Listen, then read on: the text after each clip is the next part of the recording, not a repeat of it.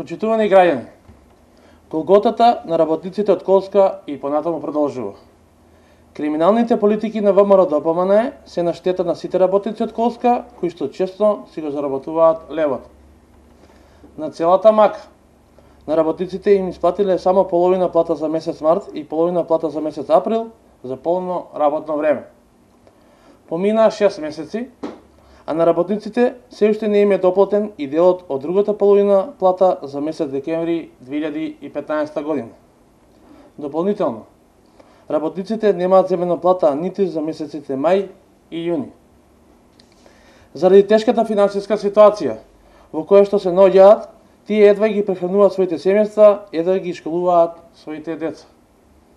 Ова поигрување со судбината на работниците, кои што често си озарбуваат левот, е недозволиво.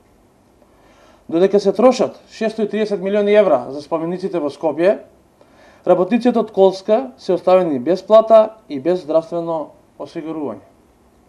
Лошата состојба во која што се наоѓа оваа единствена фирма во државата овластена за работа со шински возила е последица на неспособното управување на кадрите на ВМРО ДПМН. Директорот на Колска од ВМРО ДПМН, господинот Борис Алшев, по кој знае кој пат го повикуваме да излезе во јавноста и на работниците, на нивните семејства и на граѓаните на Велес да им одговори. Зошто се уште не се исплатени платите и придонесите на работниците од Колска? Кога ќе им престане оваа неизвестност со кој што секојдневно се соочуваат? По демократските промени, новата влада на СДСМ сериозно ќе се посвети на решавање на проблемите на Колска, а се во интерес на работниците.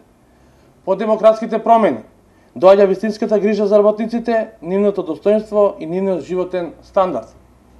СДСМ ќе гради општество во еднакви можности за сите, во кое што работниците ќе имаат достоинствена работа и повисоки плати.